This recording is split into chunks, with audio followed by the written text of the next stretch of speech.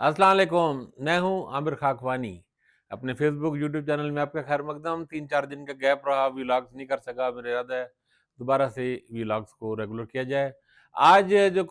بڑی دلچسپ صورتحال رہی۔ قومی اسمبلی کا اجلاس تھا، اسپیکر کا وہاں پہ الیکشن ہو رہا تھا، اسپیکر منتخب ہو گئے ہیں ایاز صادق، اور جو اس وقت میں ویلاگ کر رہا ہوں تو ڈپٹی اسپیکر کا الیکشن ہو رہا ہے، وہ بھی ظاہری بات ہے کامیاب ہو جائیں گے ڈپٹی اسپیکر بھی، چونکہ بڑا واضح فرق ہے 190 کا اور 91 کا۔ 190 ووٹ ملے ہیں ایاز صادق نے اور 91 ووٹ ملے ہیں عامر ڈوگر صاحب کو۔ کے پی میں بڑی امپورٹنٹ تبدیلی دلچسپ رہی، وہاں پہ صورتحال، وہاں پہ علی امین گنڈا پور وزیر اعلیٰ سرحد بن گئے ہیں، انہوں نے اوت بھی لے لی ہے، اپنی تقریر بھی کی ہے، اس میں بھی بات کرتے ہیں۔ لیکن آج جو قومی اسمبلی کے اجلاس میں کل بھی اور آج بھی جو کارروائی میں جو ایک جارحانہ انداز نظر آیا، پی ٹی آئی کے لوگوں میں ایگریشن تھا، کل تو بلکہ میاں نواز شریف صاحب پر شاید کسی نے عمران خان کا ماسک بھی اچھالا، بڑی دلچسپ صورتحال تھی۔ آپ لوگوں نے دیکھا ہوگا کہ کچھ لوگ علی امین گنڈا پور بھی اور شیر عبد المروت بھی اور شاندانہ گلزار بھی عمران خان کا ماسک پہن کے آئے تھے۔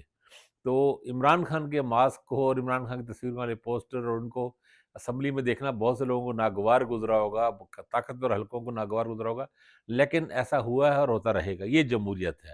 اور یہ عوامی مینڈیٹ ہے اور عوام کے ووٹوں کی طاقت ہے، جن کی بنا پہ وہ عمران خان جس کا نام ہی لینا منع کر دیا گیا تھا، چینلز کو سب لوگوں کو کہہ دیا گیا تھا کہ عمران خان کا نام نہیں لینا، اور ایک عجیب و غریب ٹرم نکالے گی، بانی چیئرمین پی ٹی آئی، بانی chairman P T I, chairman P T I. آج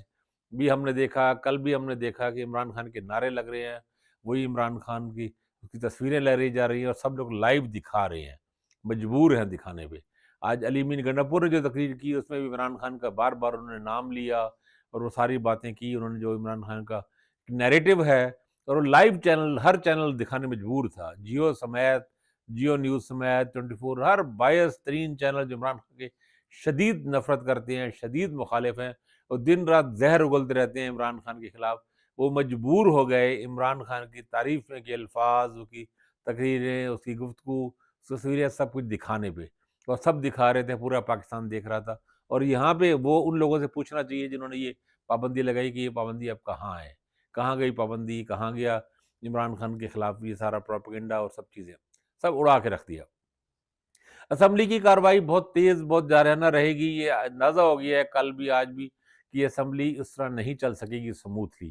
چلنے نہیں دی جائے گی۔ اور میرا خیال ہے نواز شریف صاحب آج تھے، کل بھی تھے، ظاہر ہے کل حلف لیا انہوں نے، آج ووٹ ڈالا۔ مجھے نہیں لگتا کہ نواز شریف صاحب اسمبلی میں زیادہ سیشن اٹینڈ کریں گے، جب آئیں گے تو ان کے خلاف چور چور کے نعرے لگیں گے اور ان کے ایوان فیلڈ فلیٹوں کی بات بھی ہوگی، فلیٹس کی بات بھی ہوگی، مینڈیٹ چوری کا۔ یہ اصل میں جس طرح الیکشن ہوئے اور جس طرح ان کو ایک مینڈیٹ چوری کیا گیا، دھاندلی کی گئی، سیٹوں کے رزلٹس بدلے گئے، کم از کم 40-50 سیٹوں کا رزلٹ بدل کے یہ حکومت بنائی گئی، اس کی بنیادوں میں بڑے بھاری پتھر رکھ دیے گئے ہیں۔ یہ بلڈنگ صحیح کھڑی نہیں ہو سکتی، یہ حکومت کا کھڑا ہونا بہت مشکل ہے اور ثبوت چلنا مشکل ہے۔ اور میں تو ویسے دیکھ رہا تھا کہ کس کی مطلب ایک ایسی ڈٹائی کے ساتھ لوگ تقریریں کر رہے ہوتے ہیں، مطلب راجہ پرویز اشرف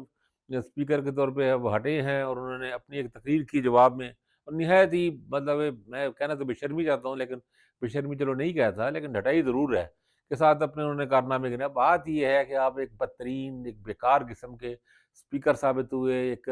2 نمبر طریقے سے، ایک ساری ہارس ٹریڈنگ کے ذریعے حکومت جو بنی اسمبلی حکومت بنائی گئی، اس حکومت کے آپ اسپیکر تھے اور آپ کا رول اتنا گھٹیا رہا، اپنا رول، اور اتنا بدتر رول رہا۔ حد ہے کہ راجہ پرویز اشرف بھی آج کس منہ سے بات کرتا ہے، کس طرح مطلب یہ بندہ دیکھ سکتا ہے اس کا اپنا، یعنی جیسے کہتے ہیں چلو بر پانی میں ڈوب مرنے والی بات ہے کہ تو اسپیکر تھے، اسپیکر 1 سال تک اس نے پی ٹی آئی کے لوگوں کے استعفے منظور نہیں کیے کہ میں ہر ایک سے پرسنل تصدیق کروں گا، اور ایک بندے کو بھی نہیں بلایا پرسنل تصدیق کے لیے، اور پھر 1 گھنٹے میں 70 لوگوں کے استعفے منظور کر لیے، اور اگلے ایک دن کے اندر ہی 130-35 لوگوں کے استعفے منظور کر لیے۔ تو کیوں کیے؟ کیونکہ یہ اس لیے تھا کہ وہ پی ٹی آئی کے لوگ واپس آ رہے تھے اسمبلی میں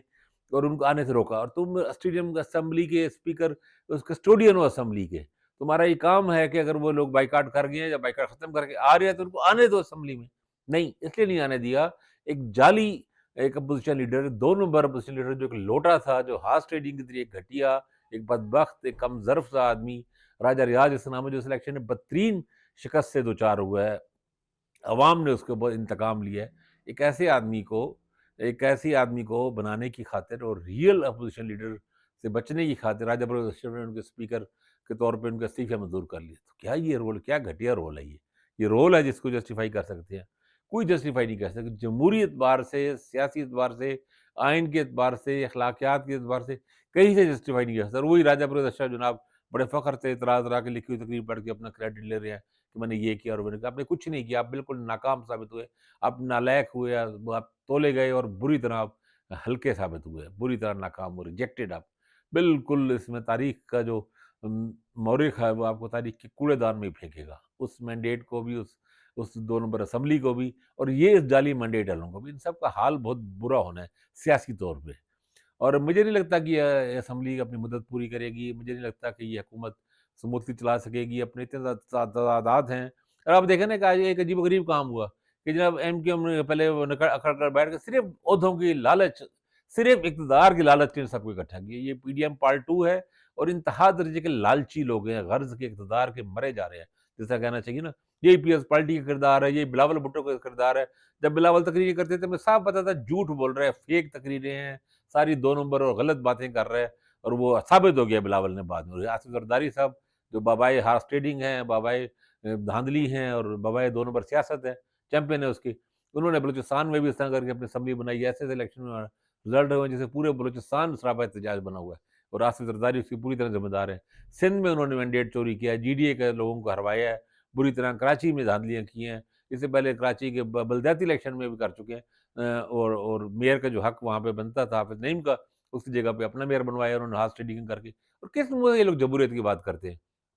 تو خیر، اب وہ سارا ان کا بھی حکومت سے باہر رہنا، ساری ڈرامے اور سارے عہدے لینے کی کوششیں، ہر چیز لینا چاہتے ہیں۔ ابھی ڈپٹی اسپیکر کا بھی عہدہ پی ایس پارٹی لے رہی ہے، چیئرمین سینٹ کا بھی لے گی، اور اب چیئرمین سینٹ کا بھی دیکھیے گا کیا کھیل کھیلا جائے گا اس میں، ابھی سے اندازہ ہو رہا ہے کہ کیا ہوگا۔ یہ جو انوار کاکڑ والی بات آئی تھی، یہ بات لگتا ہے کہ اب اتنی بے وجہ نہیں ہے، اور کیونکہ یسرت گیلانی کو پہلے کہہ رہے تھے، یسرت گیلانی تو انہوں نے استعفیٰ دلوا دی سینٹ سے، انہوں نے تو اوتھ لے لی ہے۔ تو اب پھر کیا بنے گا؟ اب chairman senate P S party کا وہ ہوگا تو جو اسٹیبلشمنٹ کی آئے گی وہی چیئرمین بنے گا۔ تو میں بات کر رہا تھا ایم کیو ایم کی، M Q M Noon League, M Q M روٹ کی بیٹھی ہوئی جناب، ہم آئینی ترمیم کرنی ہے، آئینی ترمیم آپ پہلے کریں، اس پہ منظوری رضامند ہو، ہم کریں گے۔ اصل میں صرف وزارتیں، عہدے اور لالچ، صرف یہ ہے کہ ہمیں گورنر بنا دیں، ہمارا عہدے ہمیں دے دیں، وزارتیں دے دیں، اہم محکموں کے سربراہ ہمارے بنا دیں، تاکہ ہم اپنے دوبارہ وہی لوٹ مار شروع کریں، لوٹیں ملک کے خزانے کو جتنا ہو سکے اور اپنی دیہڑیاں بنائیں۔